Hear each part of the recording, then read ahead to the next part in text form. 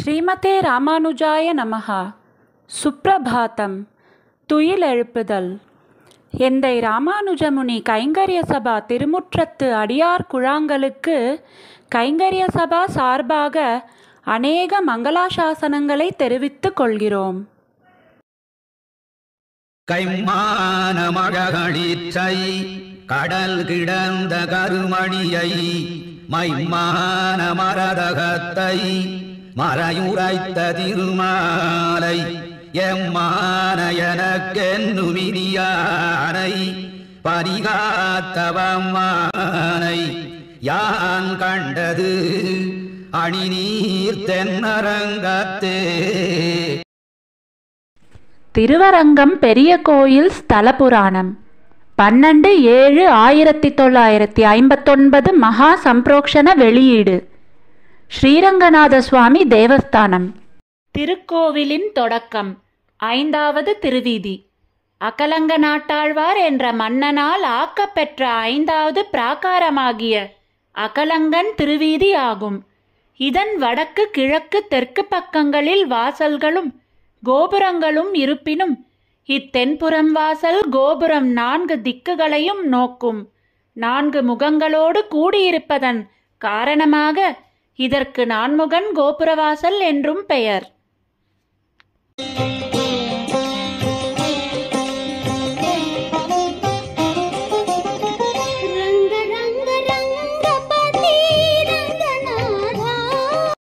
இவ்வாசலில் நுழைந்ததும் மத்தியில் ஒரு 4 கால் மண்டபத்தோடு கூடிய ஒரு விசாலமான திறந்த வெளியும் அதன் முன்புறம் ஒரு பெரிய மண்டபமும் தோன்றும்.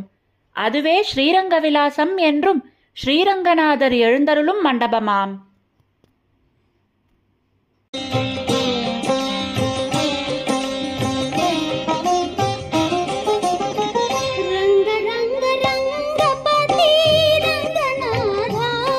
திறந்தவெளியிலுள்ள மத்திய மண்டபத்தின் தூண் ஒன்றில் ஒரு சித்தரிக்கப்பட்ட அரசர் உருவம் உள்ளது.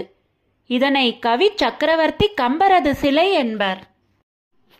கம்பர் தாம் பாடிய இராமாயணத்தை ஸ்ரீரங்கத்தில் நாதமுனிகள் முன்னிலையில் அரங்கேற்றம் நடந்தது. அதை ஞாபகப்படுத்தும் பொருட்டே நாதமுனி சந்நிதியின் முன்னிலையில் கம்பர் சிலையை அமைத்தார் என்பது சிலர் கருத்து. சிலையில் ராஜசின்னங்களாகிய உடைவாள் இடுப்பிலும் காலில் வீரக்கழலும் அமைந்துள்ளன. இதன் காரணத்தால் இச்சிலை கம்பரது என முடிவு செய்வதற்கு இன்னும் தக்க காரணம் வேண்டுமென்றே சொல்ல வேண்டும். விழாக்களில் ஸ்ரீரங்கநாதன் வாகனாதிகளில் வீதி வலம் வந்த பிறகு இம்மண்டபத்தில் திருவந்திக்காப்பு எனும் கட தீபாரதனை நடத்தப் பெறுகிறது.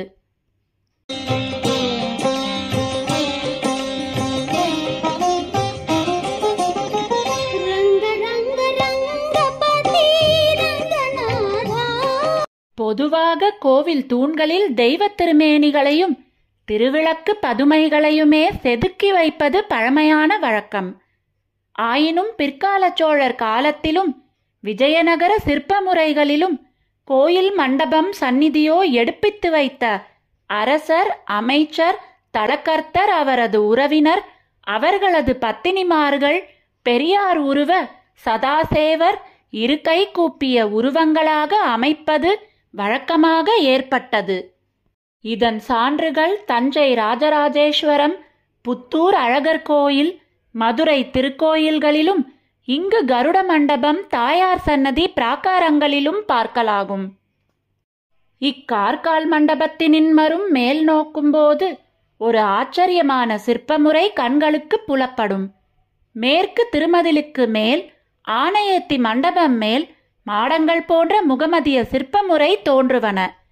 வைணவ திருவரங்கத்தில் புறச்சமயிகளது சிற்பமுறை எப்படி வந்தது என்பது ஆராய்ச்சிக்கு உரியது. 14வது நூற்றாண்டில் ஸ்ரீரங்கம் இருமுறை முகமதியர் கலகங்களில் அல்லலடைந்து முதல் முறை மாலிகாப்பூரால் கொள்ளையிடப்பட்ட போது ஸ்ரீரங்கநாதனின் திருமேனி ஸ்ரீ வைஷ்ணவர்களால் பாதுகாப்புடன் எடுத்துச் செல்லப்பட்டது. 62 ஆண்டுகளுக்கு பின்னர் திரும்பி வந்தது.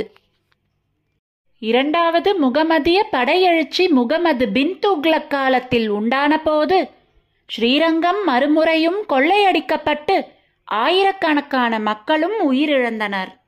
அப்போது ஸ்ரீரங்கநாதனின் திருமேனி பிள்ளைலோகாச்சாரியரால் பாதுகாப்புக்காக பல இடங்களுக்கு எடுத்துச் செல்லப்பட்டதும், அதன் விளைவாய் தான் உயிர் நீத்தும் கடைசியாக கோப்பண்ணாவால் திருப்பதியிலிருந்தும் இங்கு கொண்டு வரப்பட்டு திருவிண்ணாழியில் பிரதிஷ்டை செய்ய பெற்றதாகும்.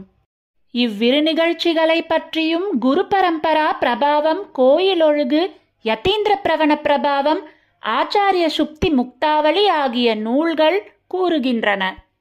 இம்முதல் கலகத்தில் ஸ்ரீரங்கநாதன் டில்லி பாதுஷாவின் அந்தப்புரத்தில் இருக்கையில் பாதுஷாவின் மகளின் மனதை கொள்ளை கொண்டார்.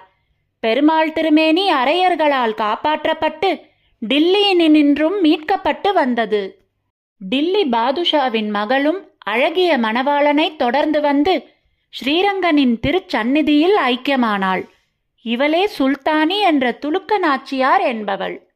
இரண்டாவது பிராகாரத்தில் பகல் 10 உற்சவ மண்டபத்து வடகீழ் மூலையில் இவளது ரூபத்தை சித்திரமாக எழுதி வைத்து பிரதிஷ்டிப்பித்து இவளது சந்நிதியும் உள்ளது. இவ்விழாவில் ஸ்ரீரங்கன் இவளுக்கு விசேஷ சேவை சாதிக்கிறார்.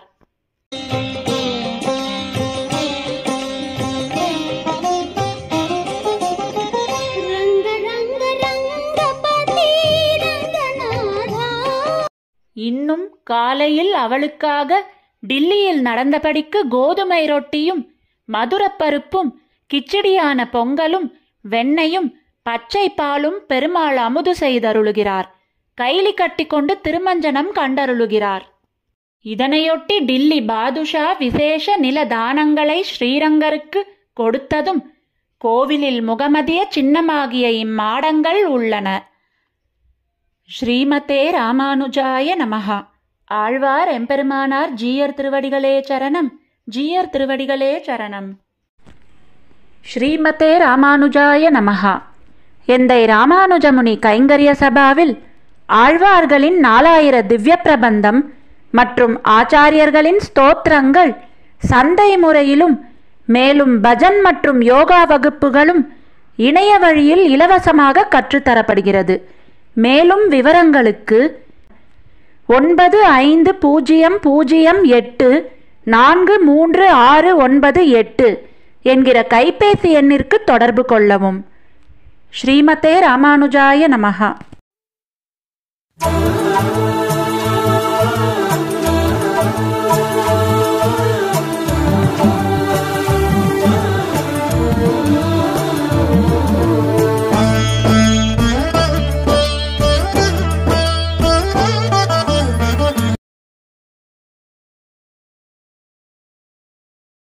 ஸ்ரீமதே ராமானுஜாய நமஹா.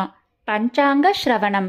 ஸ்ரீ கோவிந்த கோவிந்த கோவிந்தः அஸ்ய ஸ்ரீ பகவதாः மகாபுருஷஸ்ய ஸ்ரீ விஷ்ணோராஜ்ஞயா பிரவர்த்தமானஸ்ய ஆத்ய பிரம்மணः द्वितीय परार्ते श्री श्वेतवराह कल्पे वैवस्वतमन्वन्तरे अष्टाविंशति तमे कलियुगे प्रथमे पादे जम्बूद्वीपे भारतवर्षे भरतकण्ठे मेरोः दक्षिणे पार्श्वे अस्मिन् वर्धमाने व्यवहारिहे षष्ट्याः संवत्सराणां मध्ये विश्वावसुनाम संवत्सरे दक्षिणायने शुक्लपक्षे ग्रीष्मऋतौ कटकमासे एकादश्याम् अस्यां शुभतिथौ भौमवासरयुक्तायां ज्येष्ठानक्षत्रयुक्तायां